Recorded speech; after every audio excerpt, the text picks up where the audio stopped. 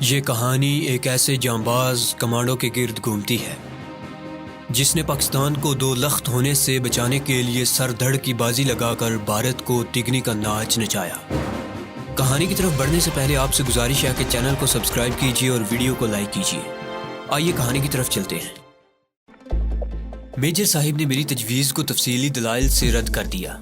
میں کسی بہتر اور قابل عمل تجویز کے لیے ذہن پر زور دے رہا تھا کہ شوکت صاحب نے گفتگو میں حصہ لیتے ہوئے کہا، اسی منصوبے سے متعلق ایک اطلاع یہ بھی ہے کہ اسرائیل دھڑا دھڑ بھارت کو اسلحہ فراہم کر رہا ہے، لیکن میری سمجھ میں نہیں آتا کہ اسے پاکستان سے کیا خطرہ ہے۔ وہ جغرافیائی اعتبار سے ہم سے بہت دور ہے، ہماری سرحدیں اس سے نہیں ملتی کہ جنگ کا خطرہ ہو، مگر پھر بھی۔ انہوں نے ہونٹ نکال کر اور ہاتھ گھما کر بات سمجھ میں نہ آنے کا اظہار کیا۔ اس میں سمجھ میں نہ آنے والی کون سی بات ہے؟ میجر صاحب نے شوکت صاحب کو دیکھا، پھر بات جاری رکھتے ہوئے کہنے لگے، میں نے ایک اسرائیلی جریدے یروشلم پوسٹ میں پڑھا تھا۔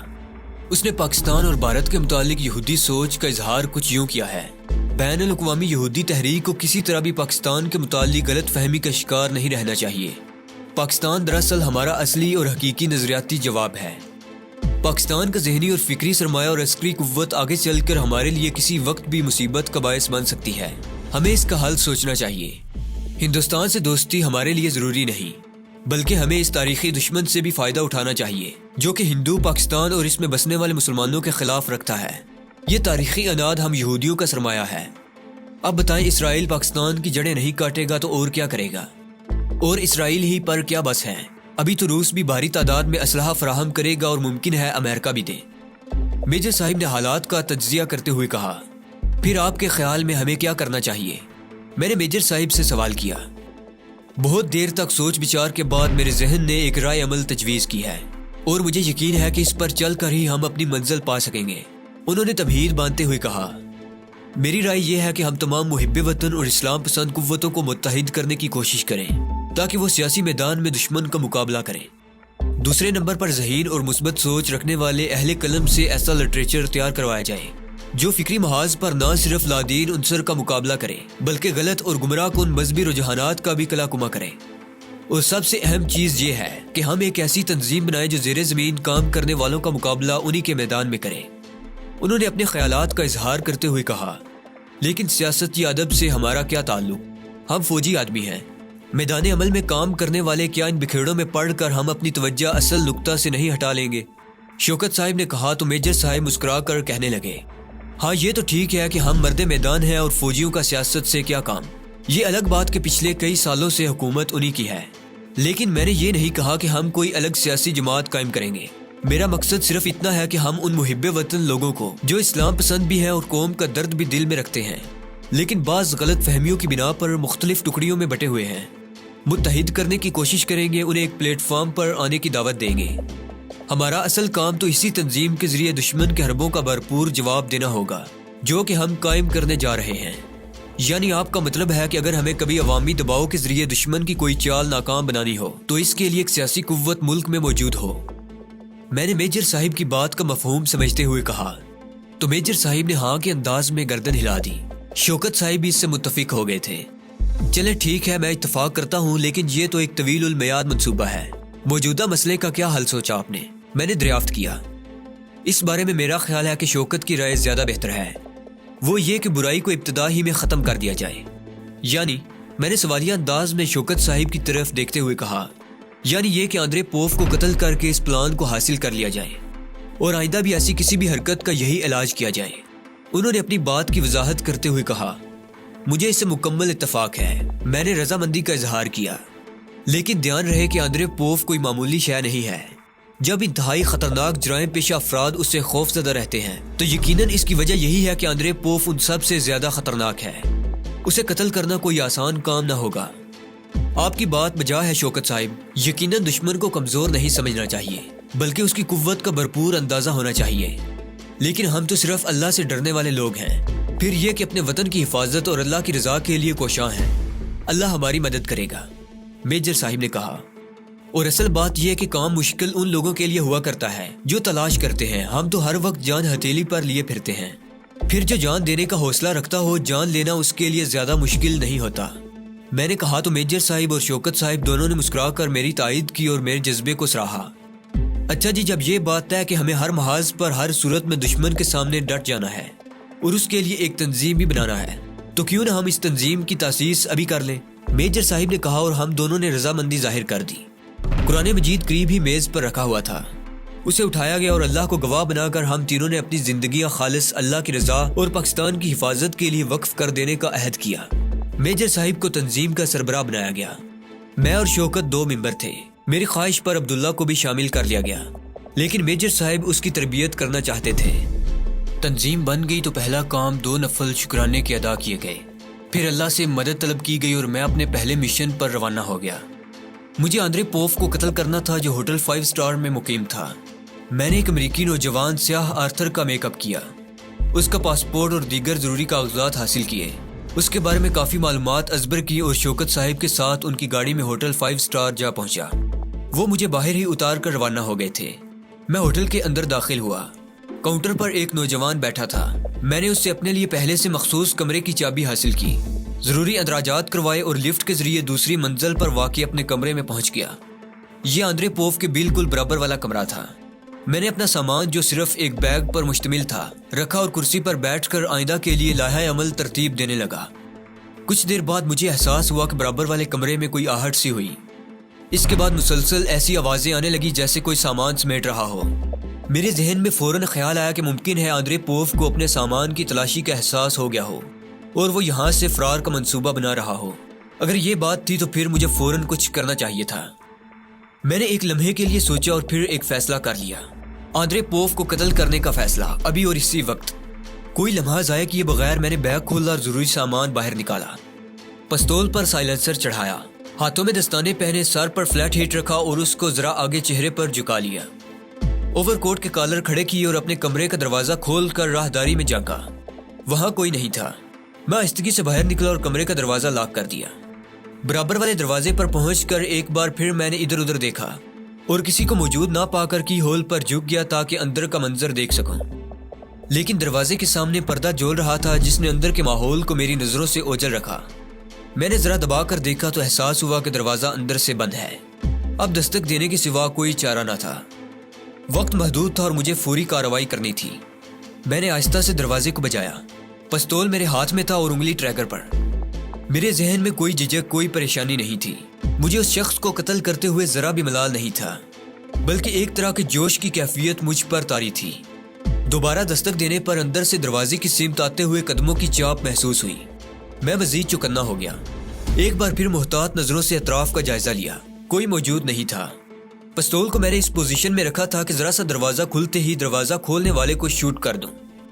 پھر چٹخے گرنے کی آواز آئی اور میں نے ہاتھ کو سیدھا کرتے ہوئے ٹریگر پر انگلی کا دباؤ بڑھا دیا۔ کواڑ ذرا سا کھلا اور ایک ضعیف عورت کا چہرہ دکھائی دیا۔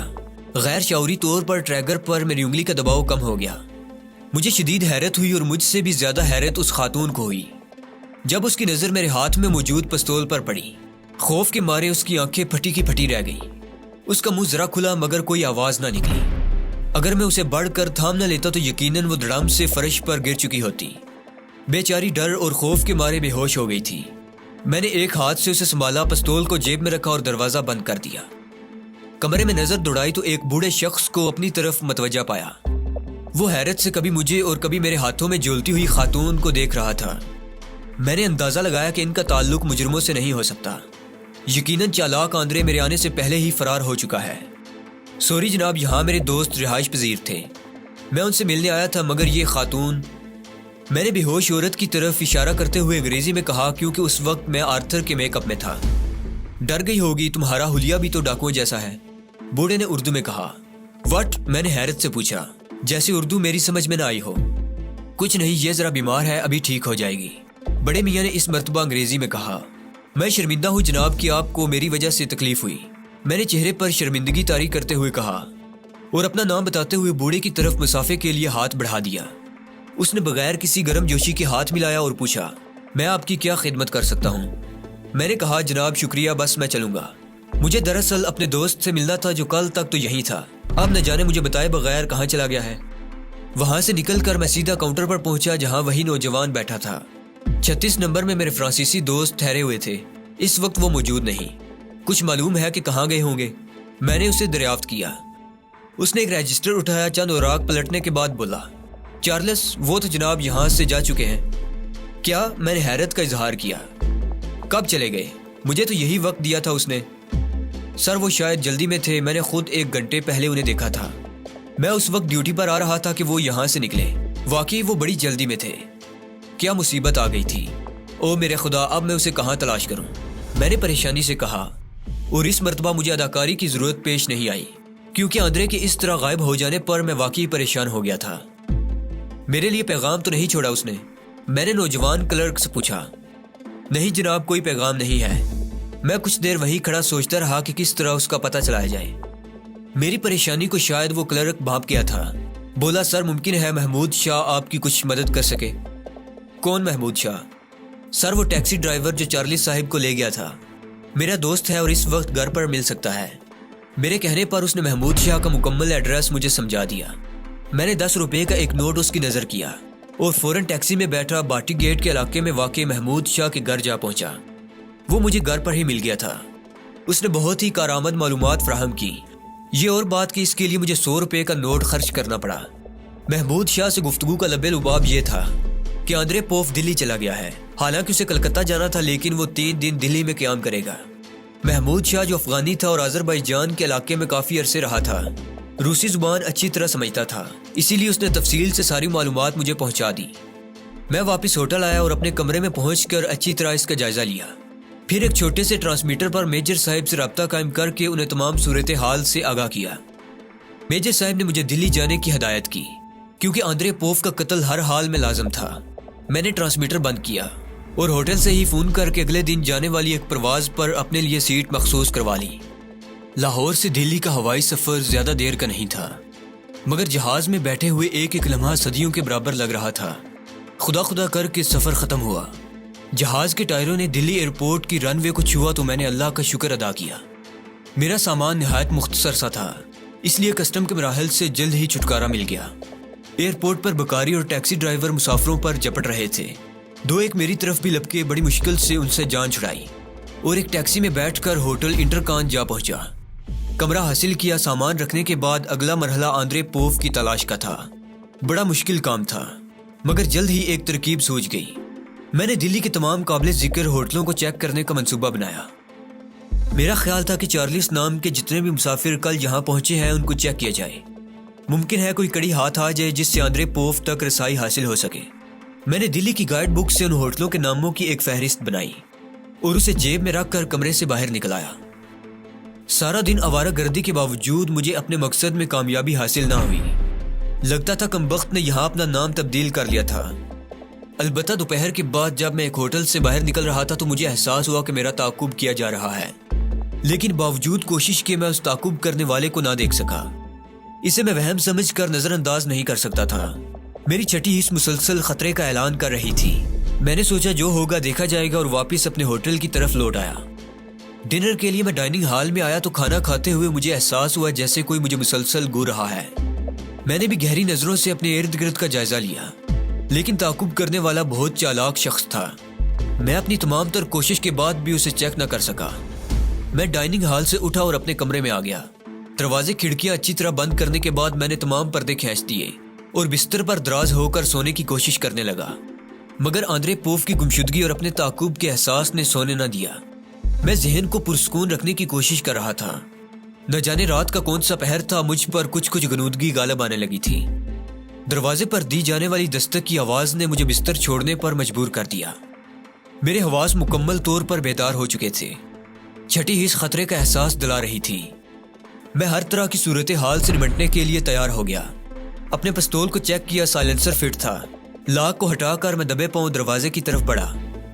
دستک مسلسل جاری تھی. میں نے پردے کو ذرا سا ہٹا کر کی ہول سے آنکھ لگا دی. راہداری میں جلنے والے بلب کی روشنی میں نے اس دستک دینے والے کو دیکھا تو بے اختیار میرے ہونٹوں پر مسکراہٹ تیر گئی. وہ ایک نہیں 2 تھے اور لگتا تھا کہ اندر آنے کے لیے بے چین ہیں. میں اٹھا اور چٹکی گرا کر دروازہ کھول دیا. آئیے ہنومان جی پدھاریے, میں نے ادب سے کہا اور ایک طرف ہٹتے ہوئے انہیں اندر آنے کے لیے راستہ دیا. جی ہاں, میرے مہمان کوئی انسان نہیں بلکہ بندر تھے. بڑے قد کے کتے کے برابر 2 صحت مند بندر میرے دروازے پر بڑے شاندار انداز میں کھڑے تھے. ایک نے اپنے دونوں ہاتھ پشت پر باندھے ہوئے تھے اور راہداری میں ادھر ادھر آ جا رہا تھا، جیسے کوئی وزیر پریشانی کے عالم میں ڈرائنگ روم میں ٹہل رہا ہو۔ دوسرا جو دستک دینے کا فرض انجام دے رہا تھا، دروازہ کھلتے ہی 2 قدم پیچھے ہٹ کر کھڑا ہو گیا اور عجیب نامانوس سے انداز میں مجھے گورنے لگا۔ ان کی حرکتوں سے لگ رہا تھا کہ کسی کے پالتو بندر ہیں۔ ویسے بھی ہندوستان کے اندر بعض جانور دیوتاؤں کے اوتار سمجھے جاتے ہیں، ان کی باقاعدہ پوجا ہوتی ہے، منتیں مانی جاتی ہیں۔ جیسے گائے گو ماتا کے نام سے تمام ہندوؤں کے لیے ماں کا درجہ رکھتی ہے اور آزادی کے ساتھ کھیتوں، کھلیانوں، بیابانوں اور سڑکوں پر گھومتی نظر آتی ہے، اسی طرح بندر بھی مقدس اور محترم سمجھے جاتے ہیں۔ بریلی اور ملحقہ علاقوں میں تو یہ بالکل آزادانہ گھومتے پھرتے ہیں۔ بعض مندروں میں ان کی خوراک کا باقاعدہ انتظام ہوتا ہے اور ایک دن میں کئی من چنے اور دیگر اناج و پھل وغیرہ انہیں مہیا کیا جاتا ہے۔ بچپن میں ایک مرتبہ اپنے والدین کے ہمراہ مجھے نینی تال جانے کا اتفاق ہوا۔ 8-9 برس کی عمر ہوگی میری۔ نینی تال جانے سے پہلے ہی ایک چھوٹے سے قصبے رمپورہ ستار گنج میں قیام کیا۔ امی جان کے رشتہ دار یہاں رہتے تھے۔ صبح ناشتے کا وقت تھا۔ میں مہمان ہونے کا بھرپور فائدہ اٹھاتے ہوئے ابھی بستر پر ہی تھا کہ اچانک شور کی آواز سن کر باہر آنا پڑا۔ معلوم ہوا کہ ہماری خالہ جو ناشتہ تیار کر رہی تھی چلا رہی ہیں۔ وہ لے گیا کمبخت، وہ لے گیا سارے۔ انہوں نے غصہ اور بدحواسی کی ملی جلی کیفیت کے ساتھ ہماری طرف دیکھتے ہوئے کہا، کون لے گیا، کیا لے گیا، کچھ بتاؤ تو صحیح۔ امی نے حیرانی سے پوچھا۔ باجی وہ بندر کا بچہ، انہوں نے گلی میں لگے ہوئے ایک اونچے سے درخت کی جانب اشارہ کرتے ہوئے کہا، وہ سارے پراٹھے اٹھا کر لے گیا ہے۔ میں نے پکا کر دسترخوان میں لپیٹ کر رکھے تھے، نہ جانے کہاں سے ایک دم آیا اور اٹھا کر بھاگ گیا۔ میں تو دیکھتی کی دیکھتی رہ گئی۔ تب ہم نے درخت کی طرف دیکھا جہاں بندروں کی ایک ٹولی بڑے مزے سے پراٹھوں کا ناشتہ کرنے میں مصروف تھی اور ہمارا منہ چڑھا رہی تھی۔ ناشتے سے فارغ ہونے کے بعد انہوں نے دسترخوان کو دیکھا، منہ صاف کیا اور پھر اس کی دھجیاں اڑا کر نیچے پھینک دیا۔ میں نے بڑی اشتیاق اور انہماک سے یہ نظارہ دیکھا تھا اور شاید اس سفر کا یادگار ترین واقعہ تھا جو مجھے یاد رہ گیا۔ ہندوؤں کے علاوہ ایک بہت ہی عقل مند انگریز نے بھی بندر کی خصوصیات اور فیض و برکات سے متاثر ہو کر اسے نہ صرف اپنا بلکہ پوری بنی نوع انسان کا جد امجد بنا دیا تھا۔ مسلمان تو خود کو حضرت آدم علیہ السلام ہی کی اولاد سمجھتے ہیں، لیکن وہ انگریز ڈارون اور اس کے ہم خیال خود کو بندر کی اولاد کہتے ہیں اور اس میں فخر محسوس کرتے ہیں۔ بہرحال یہ ان کا اپنا مسئلہ ہے۔ میرا مسئلہ تو یہ تھا کہ ڈارون کے ابا اور ہندوؤں کے دیوتا میرے گھر تشریف لائے تھے۔ میں ان کا اتنا عقیدت مند تو نہیں تھا کہ لہک لہک کر گانا شروع کر دیتا کہ مورے آنگنا ہنومان جی آئے، لیکن اتنا تو میں کر سکتا تھا کہ ان کو دھتکارنے یا بگانے کے بجائے پچکار کر رخصت کر دیتا۔ مگر ضروری تو نہیں کہ آپ جس کے ساتھ نیکی کرنے جا رہے ہوں وہ بھی آپ کے متعلق ایسے ہی جذبات رکھتا ہو۔ ممکن ہے کہ وہ آپ کا دشمن ہو اور آپ کو نقصان پہنچانے کے کسی بہتر موقع کی تلاش میں ہو۔ اجنبیوں پر اعتماد کرنا عقل مندی تو نہیں۔ مجھ سے بھی یہ حماقت سرزد ہوئی کہ ان کا اعتبار کر بیٹھا۔ میں بڑے ادب سے سر کو خم کی اور ہاتھ کو شاعروں کے سے انداز میں پھیلائے ہوئے مجسمے دعوت بنا کھڑا تھا کہ صاحب تشریف لائیے۔ مگر صاحب تو اپنی فطرت سے مجبور تھے کہ سیدھے سادے آنے کی بجائے اچھلتے کودتے تشریف لاتے۔ لہٰذا ایک بندر اچانک اپنی جگہ سے اچھلا اور زوردار تھپڑ میرے چہرے پر مارتا ہوا کمرے کے اندر پہنچ گیا۔ میں اس اچانک آفتاب کے لیے تیار نہ تھا۔ ہاتھ بھی کافی زبردست پڑا تھا۔ میں لڑکھڑا کر پیچھے کی جانب گرا اور اس سے پہلے کہ سنبھل پاتا دوسرے بندر نے بھی ایک پنجہ میرے چہرے پر جما دیا۔ چوٹ کھا کر میرا دماغ گھوم گیا تھا۔ میں نے زمین پر لیٹے ہی لیٹے 2-3 کروٹیں لی اور درمیان میں پہنچ کر اچھل کر کھڑا ہو گیا۔ دونوں بندر غراتے ہوئے میرے چاروں طرف چکر لگا رہے تھے۔ انداز بالکل ایسا تھا جیسے فری اسٹائل کشتی لڑنے والے پہلوان بہتر داؤ لگانے کے لیے موقع کی تلاش میں ہوں۔ میں ان کے درمیان میں محتاط اور چوکنا کھڑا تھا۔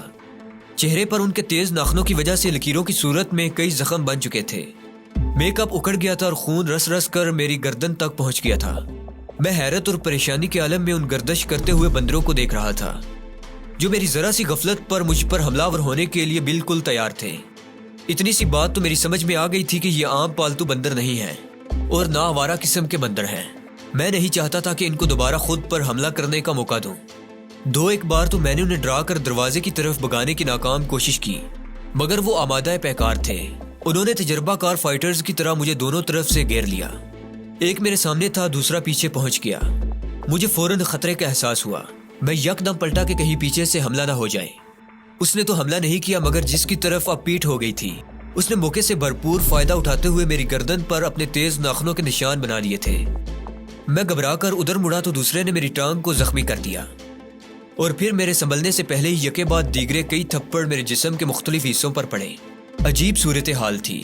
میری سمجھ میں نہیں آ رہا تھا کہ کیا کروں۔ اشرف المخلوقات بندر کے ہاتھوں پٹ رہا تھا۔ مجھے اپنی حالت پر غصہ بھی آ رہا تھا اور ہنسی بھی۔ بہرحال میں نے خود کو سنبھالا اور ان سے نمٹنے کے لیے تیار ہو گیا۔ میرے مد مقابل بھی میرے تیور بھانپ چکے تھے، مگر بجائے ڈرنے کے ان کے انداز میں بھی جارحانہ پن آتا جا رہا تھا۔ اب دو بدو جنگ ہو رہی تھی۔ ان کے ہاتھوں کافی پیٹ چکنے کے ساتھ ساتھ میں نے بھی دو ایک بھرپور ہاتھ جمائے تھے، مگر بظاہر پلہ انہی کا باری تھا۔ پھر اچانک ایک بندر کی ٹانگ میرے ہاتھ آ گئی۔ یہ کمبخت دھوکے سے مجھ پر حملہ ور ہوا تھا، لیکن میں کسی ایسے ہی موقع کی تلاش میں تھا۔ جو ہی ٹانگ پر میری گرفت مضبوط ہوئی، میں نے دوسرے بندر کو نظر انداز کرتے ہوئے اسے بالکل ہیمر تھرو کے انداز میں اپنے جسم کے گرد چند چکر دیے اور پوری قوت سے دیوار پر دے مارا۔ ایک زوردار دھماکہ ہوا اور ایک دردناک چیخ فضا میں بلند ہوئی۔ دیوار سے ٹکرانے کے بعد بندر کا جسم فرش پر گرا اور چند لمحے تڑپنے کے بعد ٹھنڈا ہو گیا۔ اپنے ساتھی کی کربناک موت دیکھ کر دوسرا بندر ذرا محتاط ہو گیا تھا، لیکن اس سے پہلے کہ میں بندر کو پکڑتا یا وہ خود ہی بھاگ جاتا، دروازے پر چند افراد نمودار ہوئے۔ یہ لوگ شاید دھماکے اور چیخ کا سبب جاننے کے لیے اکٹھے ہوئے تھے۔ اب ایک باوردی پولیس انسپیکٹر وہاں نمودار ہوا، اس کے ساتھ 2-3 کانسٹیبل بھی تھے۔ انہیں دیکھ کر بندر ایک طرف دبک گیا۔ انسپیکٹر صاحب نے صورتحال جانے اور میرے احتجاج کی پرواہ کیے بغیر مجھے گرفتار کر لیا۔ ہوٹل سے باہر آنے اور ایک جیپ میں سوار ہونے کے بعد یہ حقیقت کھلی کہ وہ جعلی انسپیکٹر ہے۔ اس کا تعلق آندرے پوف سے تھا اور اسی کی ایما پر سب ڈرامہ رچایا گیا تھا۔